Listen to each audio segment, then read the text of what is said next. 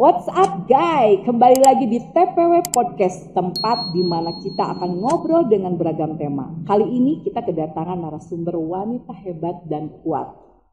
Welcome Sis Marlina. Okay. Hai, selamat sore Sista. Selamat sore. Kenapa saya bilang wanita kuat? Jadi ada dasarnya wanita kuat itu. Karena saya baca dari biografinya beliau ini punya moto wanita itu harus bisa alias mandiri, iya kan? Ya. Nah, apa sih konteks harus bisa semua alias mandiri itu? Apa sih sebenarnya gitu? Oke deh, makasih ya buat Mbak Podcast, Mbak Rika TPW, yang udah memberikan kesempatan buat aku. Apa sih sebenarnya wanita itu harus mandiri, harus kuat. Betul. Gitu. Ketika aku flashback nih 15 tahun yang lalu lah. Enggak dong, kalau gitu 28 tahun yang lalu. Aku berumah tangga itu berarti udah 2 kali nih ceritanya kegagalan itu. Alhamdulillah yang sekarang enggak ada. Kalau yang sekarang harus sampai dengan till the end. Jadi berdasarkan kegagalan itu, aku tuh sebenarnya memang punya prinsip wanita yang nggak bisa diem, sama lah kayak gitu ya. Nah, jadi kalau diem tuh kayaknya apa sih gitu, kayaknya gue nggak berguna banget gitu. Nggak ada istilah mager ya kita gitu. mah ya. Jadi apa ya? Oh ya, berarti kita tuh perempuan tuh memang harus punya talent, skill. Apapun itu, Nah, kebetulan aku tuh dari kecil tuh hobinya ngerajut, Beb. Kebetulan aku bawa-bawa ya contoh-contohnya nih, hasil-hasil. Jadi dari usia berapa itu ngerajut? Kalau nggak salah tuh aku dari kecil tuh udah lihat tante aku kan, kalau tante aku kan keturunan Belanda ya. Jadi kalau orang-orang Belanda tuh kan memang hobinya merajut. Karena memang mereka merajut cinta ya. Karena memang hobinya mereka ya merajut karena nggak ada kerjaan. Nah, dari situ aku otodidak, Jadi aku merajut apapun sampai dengan. Jadi nggak ikut pelatihan khusus enggak. Jadi otodidak, dan sekarang aku mengasah ilmu merajut itu dengan ikut-ikut PO gitu kan, jadi PSO ya. Jadi aku punya ilmu bertambah gitu. Nah, kenapa kita harus punya talent gitu kan? Karena dengan talent itu kita bisa mengeksplor diri. Satu itu, kemudian kita juga bisa membantu perekonomian keluarga. Jadi kayak gini nih, misalnya nih aku dapat jatah nih dari suami misalnya, satu hari itu misalnya 200.000 gitu kan. Nah dari 200.000 itu kadang aku pengen beli apa ya gitu kan, tapi nggak cukup nih uang dari suami aku. Aku kan nggak enak kalau harus minta lagi sama suami gitu kan. Jadi aku harus oh ya, aku kan punya talent gitu kan. Udah deh, aku dimanfaatkan uang itu untuk membeli bahan-bahan rajutan gitu. Jadi aku stok benang tuh aku tuh banyak. Besok siapa yang mau pesan? Yang tadi kamu share itu ya? Itu stoknya. Stok benang. Jadi itu kayak kalau mau ada yang mau pesan apapun mereka boleh lah. Jadi selama menjalani selama menjalani hobi ini sudah bisa menghasilkan. Tentu. Jadi ini dijual juga. Dijual ini tuh pesanan. Jadi aku ini kayak face yang aku pakai, ini aku bikin sendiri. Itu bikin sendiri. Wow, luar biasa ini ya. Aku bikin sendiri. Terus banyak lagi pesanan-pesanan dari teman-teman aku. Kamu masuk nggak sih atau gabung nggak sih dengan UMKM yang ada di bawah pemerintah? Kalau aku sih masuk ke UMKM, nggak cuma aku punya izinnya, perizinan. Jadi kalau aku misalnya mau jual gitu kan dalam partai banyak, bisa aku karena aku punya izin. Ikut dari dinas dinas Koperindag ya, ada Koperindag. Udah punya surat izinnya.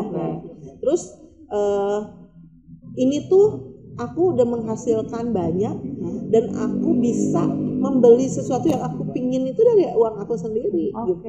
Misalnya. Tapi sebentar Beb, dari permodalan ini ya, ini kan butuh modal Beb. Benang untuk satu buah tas ini harus banyak makan benang berapa roll gitu kan.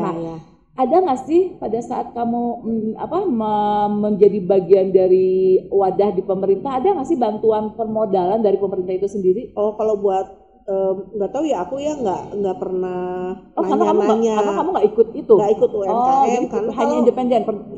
Jadi aku memang home industry, jadi aku di rumah aja. Jadi benang-benang setiap kali aku dapat penjualan, untungnya aku sisihin, selebihnya aku beli benang. Gitu. Kalau ada uang lebih, nah selain aku merajut, aku nih sebenarnya pokoknya kalau lagi banyak lagi banyak kegiatan itu, aku tuh suka bawa mobil atau dalam arti kata sopir perempuan. Wow, are you sure? Driver gitu kan. Oh, pantesan saya lihat postingannya. Ya, jadi aku jalan terus, jauh-jauh loh itu keluar. Ya. Aku kalau ke arah Jawa itu sampai Sragen. Subhanallah, kamu bawa sendiri? Bawa sendiri dengan penumpang ya. Serius? Iya. Asli ya Allah, kok bisa ya? Itu aku berjalan udah 5 tahun ke belakang itu. Aku ada teman arsitek, dia konsultan ya. Nah dia tuh perempuan. Nah jadi dia tuh kan kalau misalnya pergi ke luar kota tuh kan harus nginep. Kalau sama sopir laki-laki kan nggak enak gitu. Jadi akhirnya sama aku gitu. Beb ke Tasik, Beb ke Serang. Ini wanita kuat seutuhnya ini. Alhamdulillah aku dari kesehatan ya. Jadi aku tuh benar-benar alhamdulillah banget dikasih kesehatan dan dikasih talenta. Nggak banyak sih sopir sampai dengan aku berbayar loh sopir. Iya betul lah, pasti lah, nggak free. Berbayar ya. Jadi kalau luar kota aku ada tarif. Luar kota tuh maksudnya arah Bandung.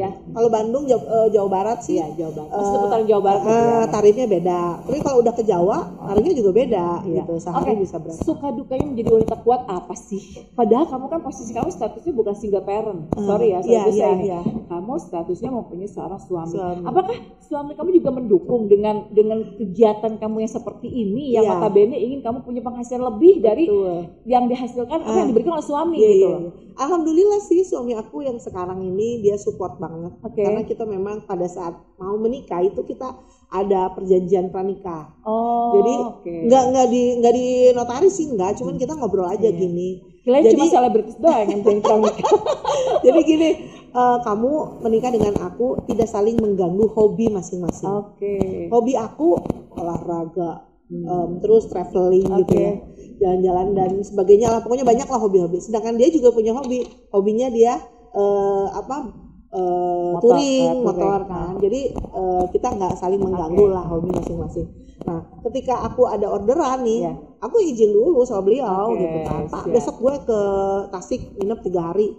Ya Pak besok gue ke Jogja nginep 3 hari.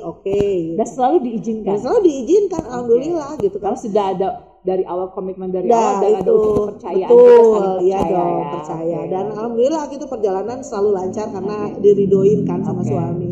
Dan hasilnya juga aku bisa merasakan sendiri gitu. Hasilnya bisa ngajak jalan-jalan anak-anak gitu kan. Bisa me time gitu kan.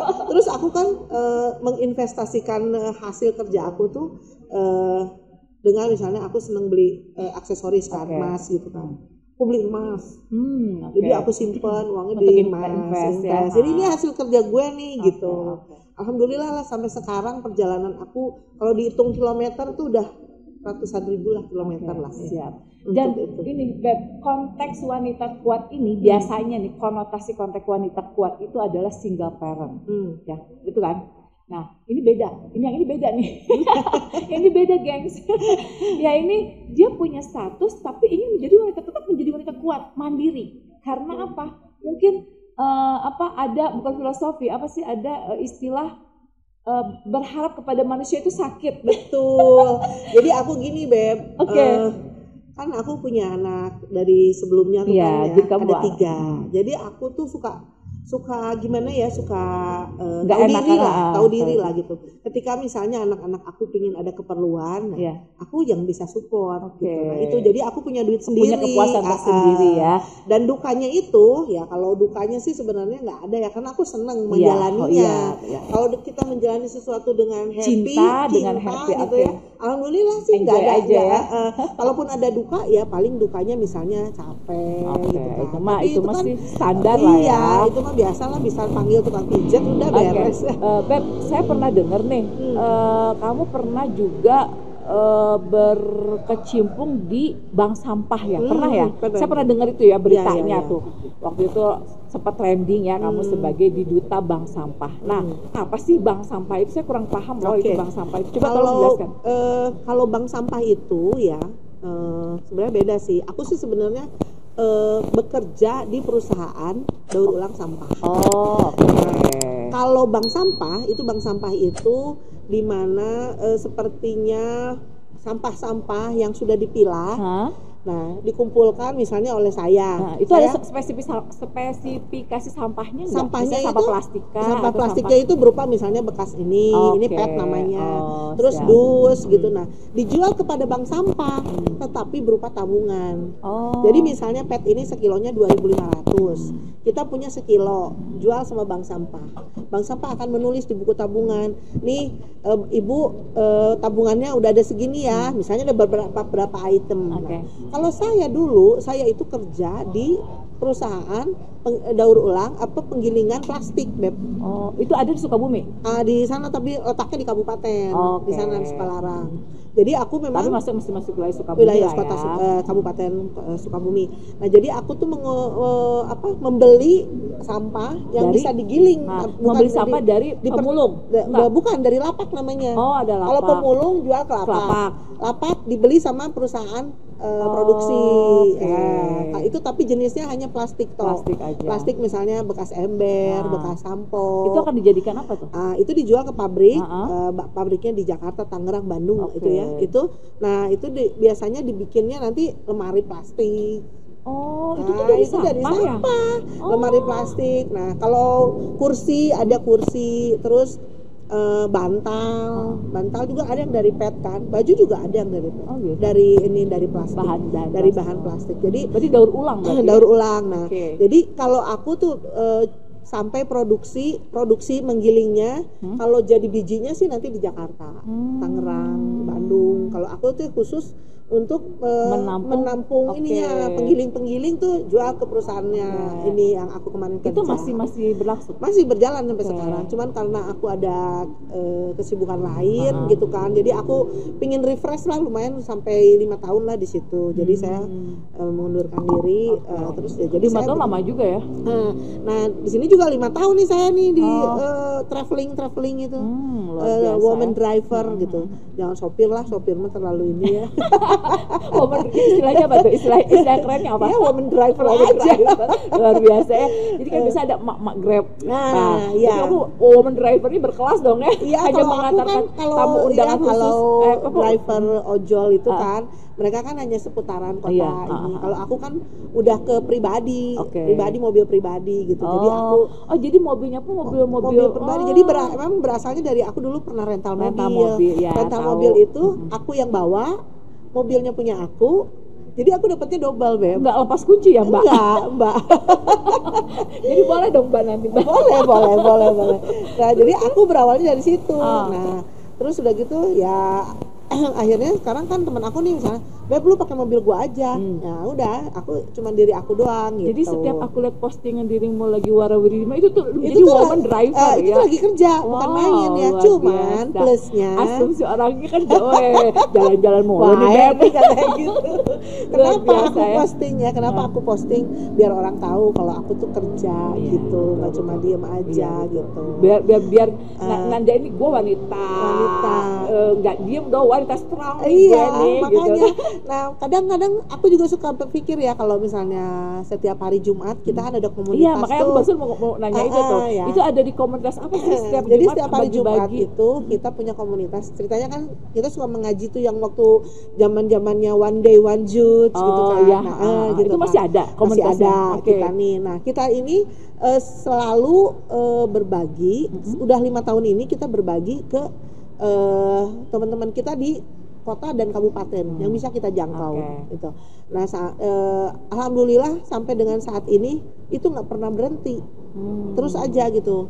Ada yang 25.000, 20.000 kita terima. Jadi kita tuh maklar sedekah, Beb.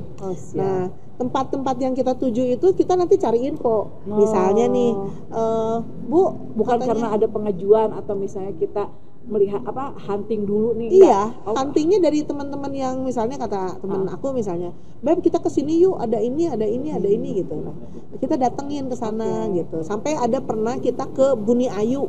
Iya, Buni Ayu Sagaranten itu ya. Itu mereka itu di masjidnya nggak punya buat mandiin mayat. Ya Allah. Sama buat keranda nggak punya Itu tuh. difasilitasi. Nah kita itu cuman share di grup ya, share. Tapi kita tanya dulu harga si keranda itu berapa. Jadi Ketika gitu lah setelah kita tahu berapa harganya, kita share di teman-teman. Siapa yang mau ikut gini kan. Cukup misalnya 50 orang 100.000 udah bisa beli keranda itu. Diantar ke tempatnya, alhamdulillah. Luar biasa ya. Jadi dari sisi sosialnya ada, dari pokoknya luar biasa ini benar-benar gitu. Ini benar-benar wanita kuat seutuhnya ini. Iya, alhamdulillah. Nah, makanya saya itu suka miris kadang-kadang ya. Kenapa sih kok perempuan tuh suka minta-minta gitu ya di pinggirnya? Kenapa sih kamu gitu ya? Padahal kamu bisa kuli nyeseh gitu kalau bahasa Sunda ya. Nah, kuli nyeseh ayo. Ini bisa jadi inspirasi kaum wanita khususnya di luar sana yang memang masih mageran, masih baperan, masih nggak punya tekad pengen hidup enak tapi nggak mau kerja. Ini contoh real. Ibu Marlina ini luar biasa ya, luar biasa banget gitu. Kalau saya dengar dari cerita, dari biografinya aja, rasa sakit itu jangan menjadi dasar kebenaran atau pembenaran kita hidup teraniaya. Kita bangkit, iya kan? Benar. Makanya saya itu betul sepakat lah dengan yang tadi disampaikan. Mental, ya kan? Mental anak-anak sekarang itu kan zaman dulu kita suka dipukul sama guru ya. Betul. Kalau zaman sekarang kan dipukul sedikit, nggak dicubit dikit aja lapor. Gitu. Ada satu lagi nih. Aku berbagi itu ya. Ceritanya aku kan ada pesantren di Cikundul. Namanya Baiti Janati. Oh iya, Baiti. Aku pernah dengar. Nah, pesantren itu muridnya banyak lumayan. Itu anak yatim piatu bukan? Ada yang yatim, ada pokoknya yang ibunya bercerai atau ibu bapaknya meninggal ada di situ. Nah, ceritanya aku tuh satu waktu aku datang ke sana membawa sembako gitu kan, dan pernah makan bareng gitu. Lihat anak-anak perempuannya tuh pada diem gitu, di waktu luang itu pada diem aja gitu. Saya bilang sama bundanya, Bunda mau nggak anak-anak ini diajar merajut? Kata dia, iya mau bu. Akhirnya saya bilang, ya udah sok, yang penting mau aja dulu. Saya bilang gitu, mau aja dulu, saya ajarin. Terus gimana bun benangnya, alatnya? Enggak, udah sok, saya fasilitasi. Saya bilang Oke. Kan kata tadi juga kan kata bapak ya bilang, kan niat baik itu langsung dicatat tuh.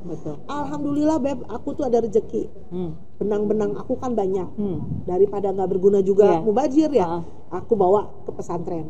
Aku cuma modal beli hakpen doang. Apa tuh yang buat ini ya? Hakpen tuh alatnya gitu kan. Aku bawalah ke sana. Nah, sampai di sana aku ajarin.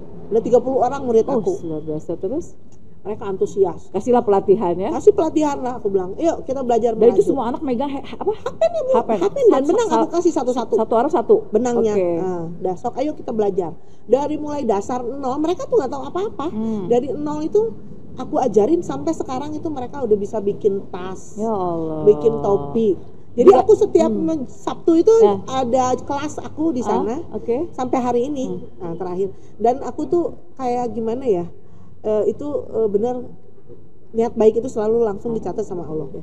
Ketika aku nih ya hari Sabtu datang ke sana, aku tuh selalu membawa makanan.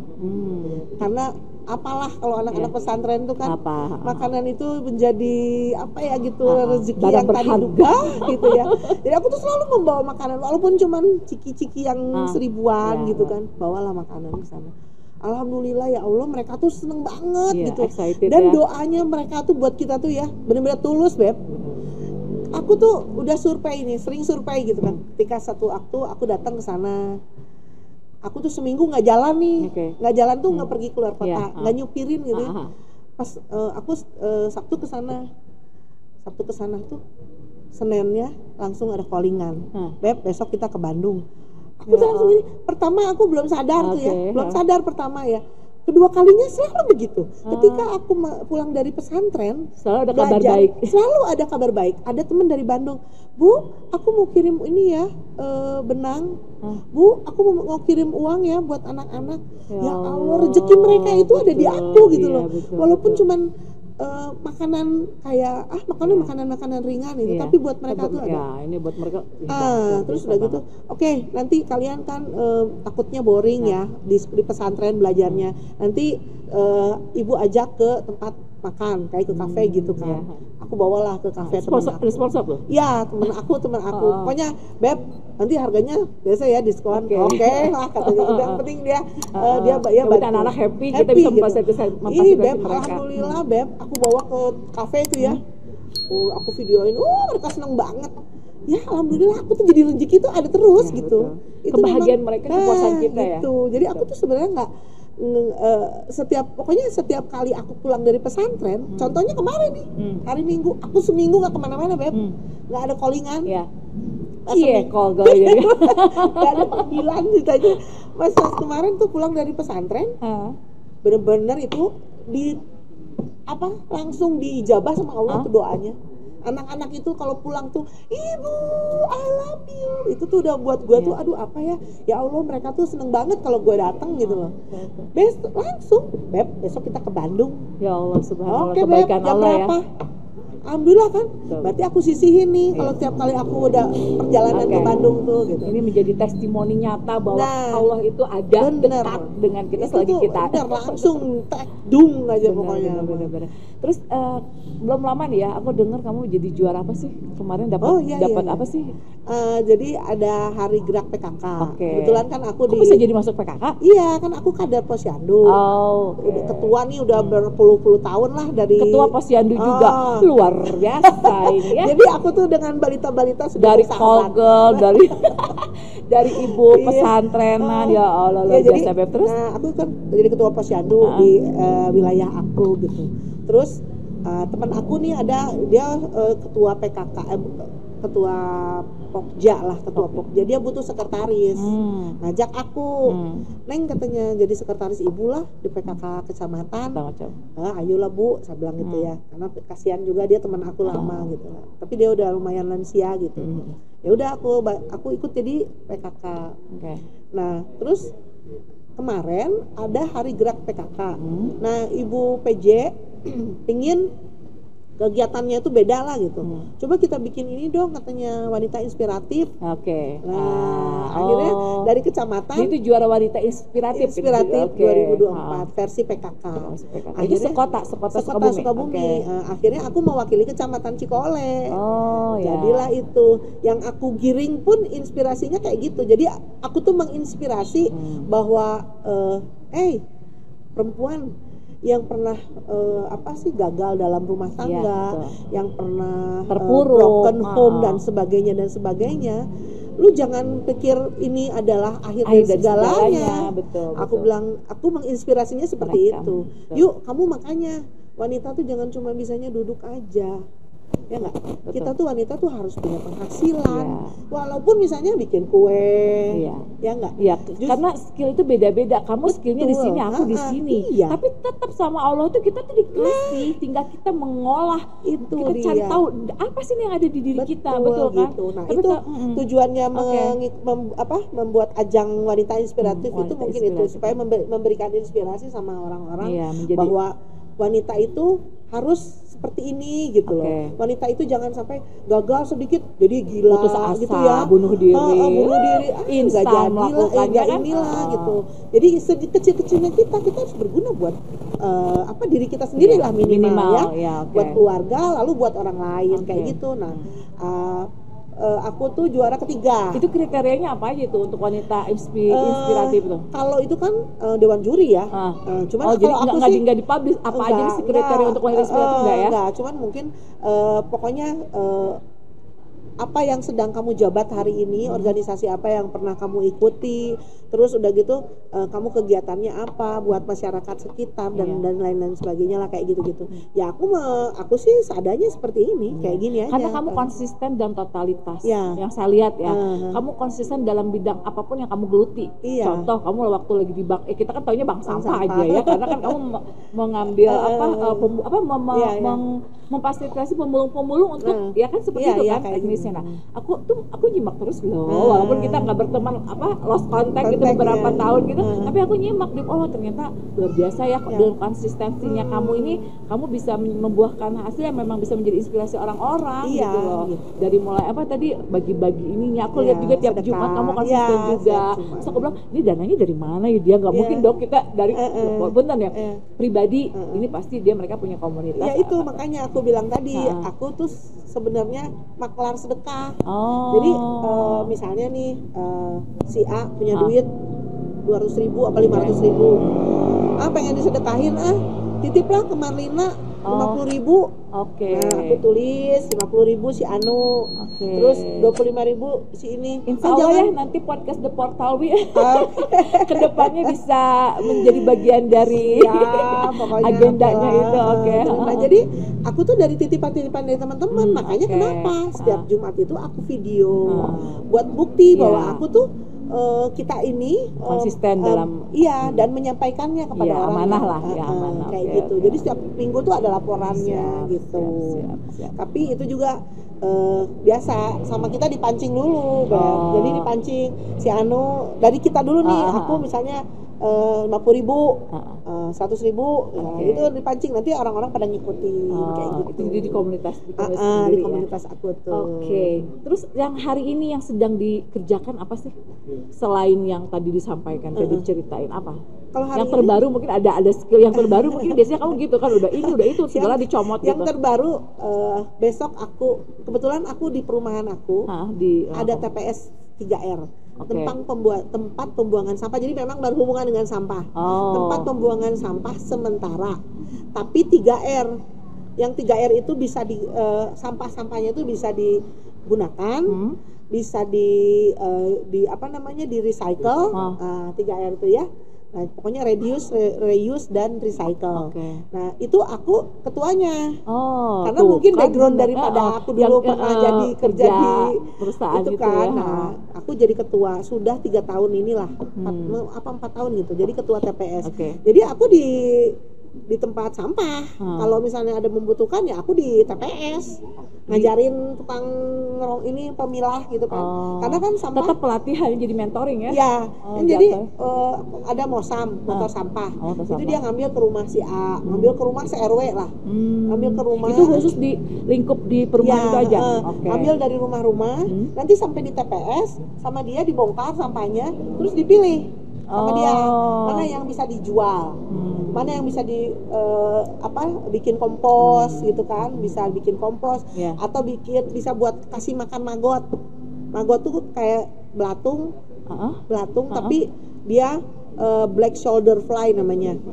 Jadi dia itu makannya bisa dibuat ngasih makan ayam.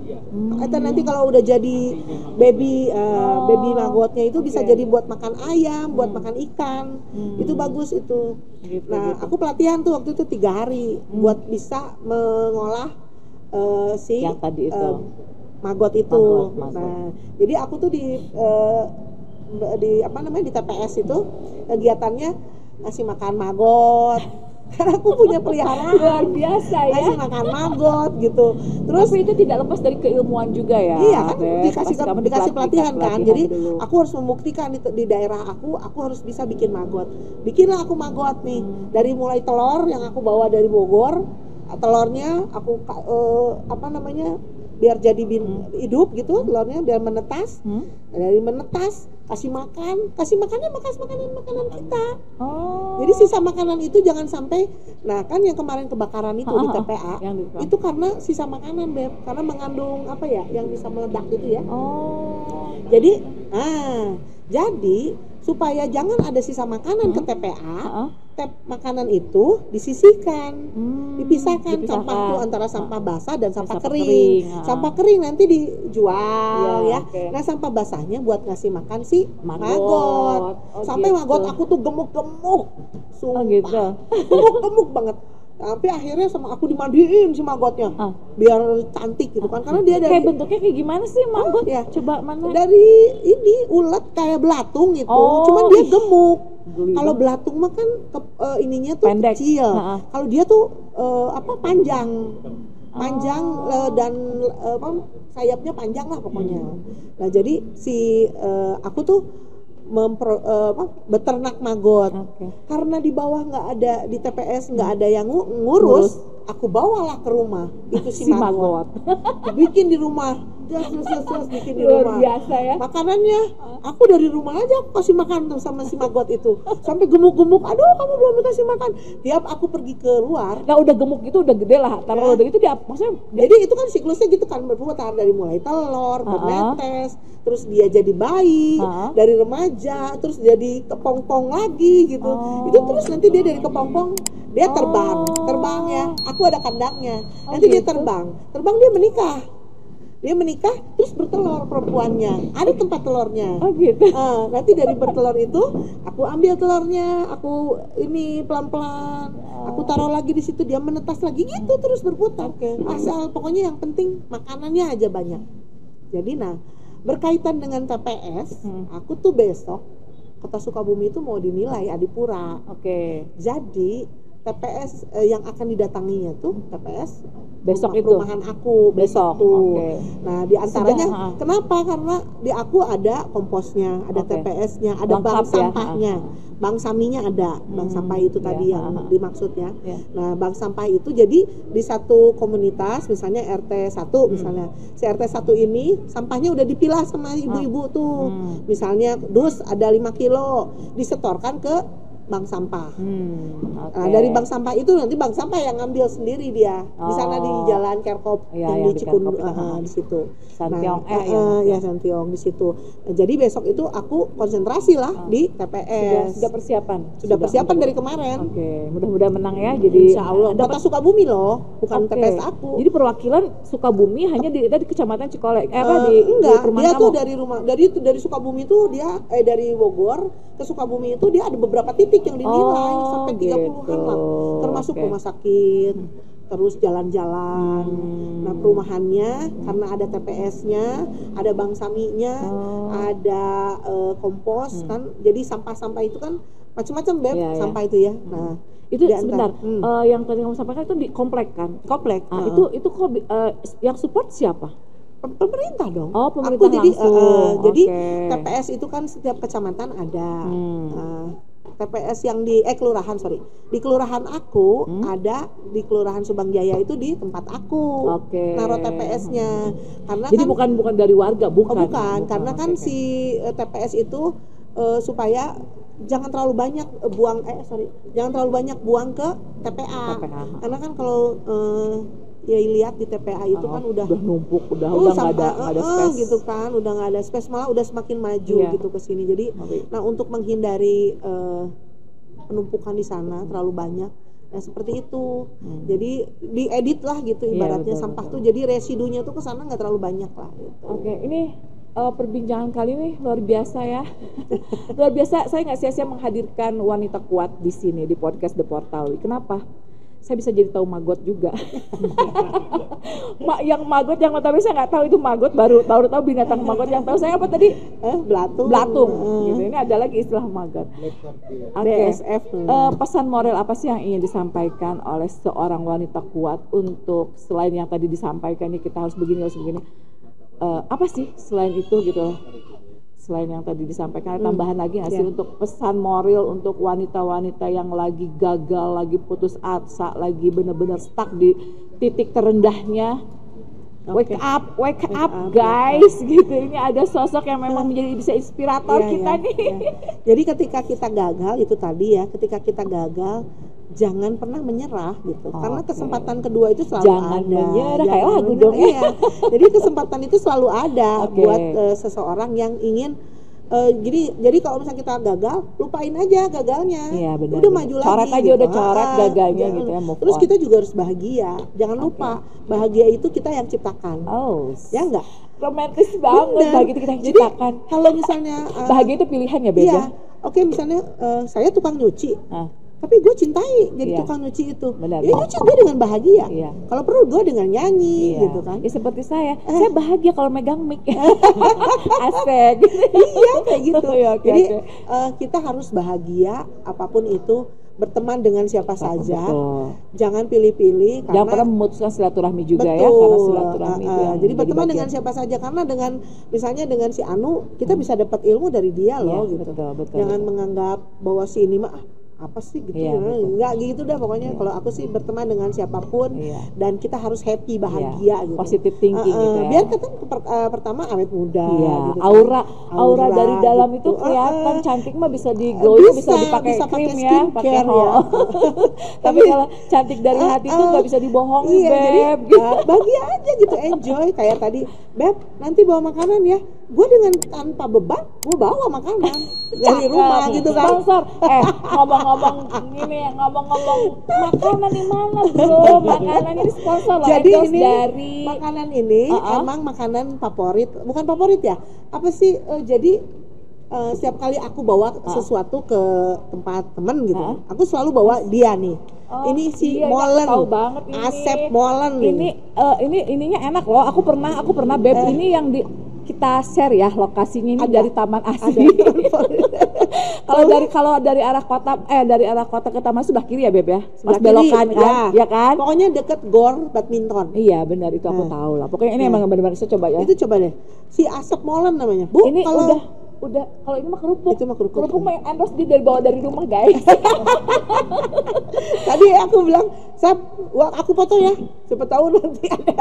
Yuk boleh Bu, katanya. Oke ya, Kang Asep. Ini omalannya kita coba di podcast The Portalwi ya. Kita share nanti, mudah-mudahan satu orang Sukabumi belinya di sini di Kang Asep. Ini harganya tolong di ini ya, harganya di sini nih. Oke, nanti kita coba ya. Setelah ini nanti ya.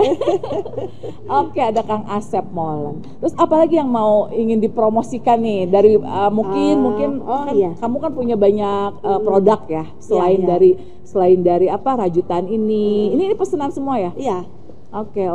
Ini kamu nggak coba dimasukin ke apa sih, kan ada Dekranasda. Ah, itu kamu nggak Dekranasda Kota Sukabumi Kota di mana? Emang nggak ada Kota Sukabumi? Ada kan? Ada ya? Di mana ya? Ada. Yang aku tahu kan Dekranasdanya di Kabupaten Cisaat. Kabupaten. Dekranasda Sukabumi itu yang di dekat terminal itu. Oh iya, enggak, bukan. Di titik juara Lapang Merdeka, Ibu Puzi. Ini UMKM Ibu Puzi, tolong dong. Ini Marlina, made in Marlina, ini homemade Bu Puji, boleh diangkat nanti di Dekranasdanya ya Bu Puji ya. Ini Bu Puji kan ketua UMKM Kota Sukabumi ya.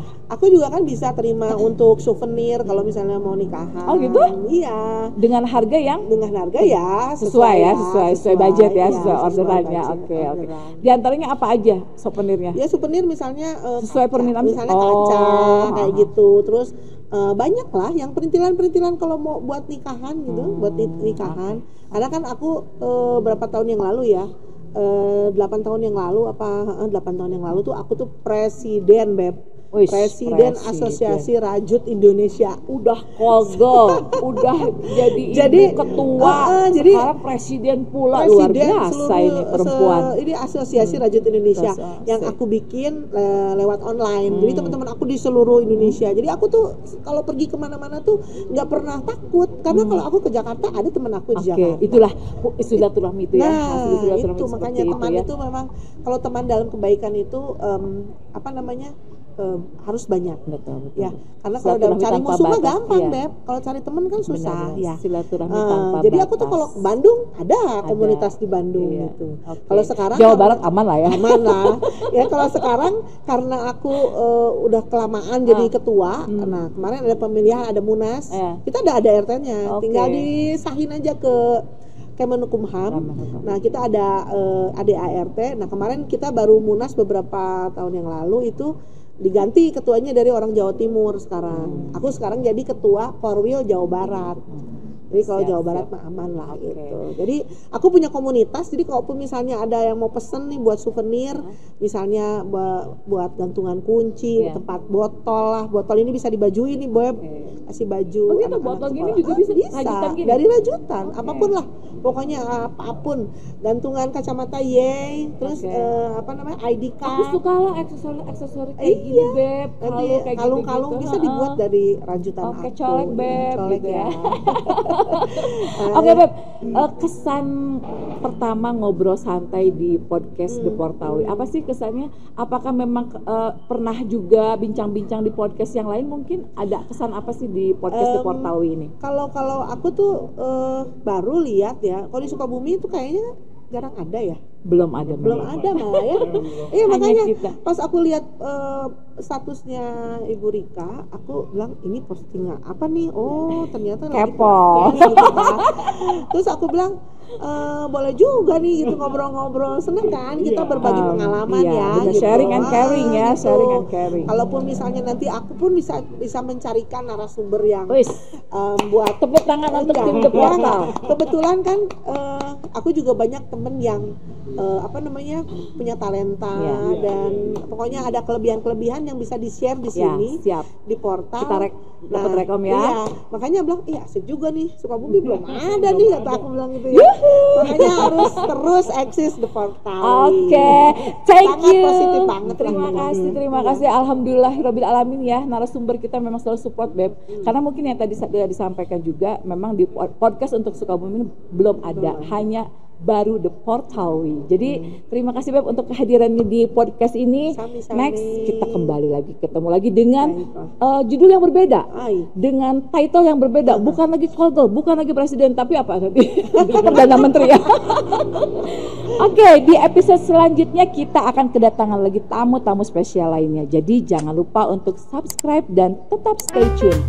Salam The Portawi.